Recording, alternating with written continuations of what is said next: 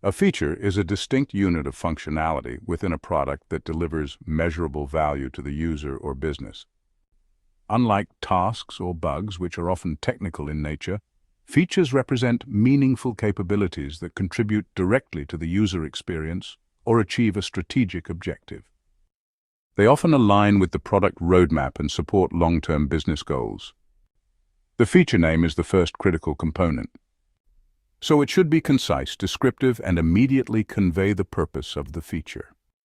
A well-named feature helps stakeholders, developers, and testers quickly grasp the intent without needing to dig into detailed documentation. Clear naming reduces confusion and improves cross-functional communication. So, a feature description basically elaborates on the functionality and the value it provides. It should explain what the feature does, the problem it solves, and why it is important. Writing this description in plain language, ideally from the user's perspective, really ensures that everyone, including non-technical stakeholders, understands its purpose. So, user stories or use cases are commonly attached to features. These actually frame the feature from the end user's point of view and highlight the desired outcomes. Using the format. As a user, I want goals so that benefit really ensures clarity about who benefits from the feature and why it matters, keeping development focused on user value. Acceptance criteria define the specific, measurable conditions that must be satisfied for the feature to be considered complete. These can include functional behaviors, constraints, or performance requirements. Well-written acceptance criteria guide both developers and testers, reduce ambiguity, and serve as the basis for validation and QA. So, a feature often has dependencies which may include other features, systems, or even third-party integrations.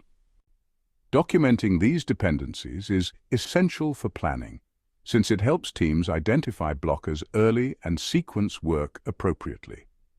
This really reduces delays and integration issues down the line. Priority and business value are key aspects of feature definition. Not all features are equally critical. Assigning a priority or business value ensures that the most impactful features are delivered first. High-value features might drive revenue, enhance user experience, or fulfill regulatory requirements. Effort estimation is another important element. So, teams often estimate features using story points, ideal days, or other sizing methods. It's a crucial part of the process, really.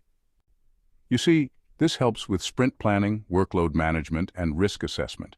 It gives stakeholders realistic expectations about delivery timelines and resource requirements, which is super important. And visual aids like mock-ups, diagrams, wireframes, or screenshots are often included with features. They really help in understanding the requirements better. These clarify the intended functionality, guide developers and designers, and help reduce miscommunication.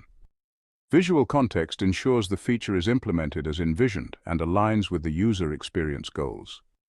A feature must balance specificity and scope, which can really make a difference in the final product. So it should be detailed enough to guide development and testing, but still broad enough to deliver meaningful functionality independently. So if a feature is too small, it may actually become a task or maybe even a sub-feature. But if it's too large, it might need to be broken down into smaller features or even epics. Ultimately, a well-defined feature acts as a bridge between strategy and implementation.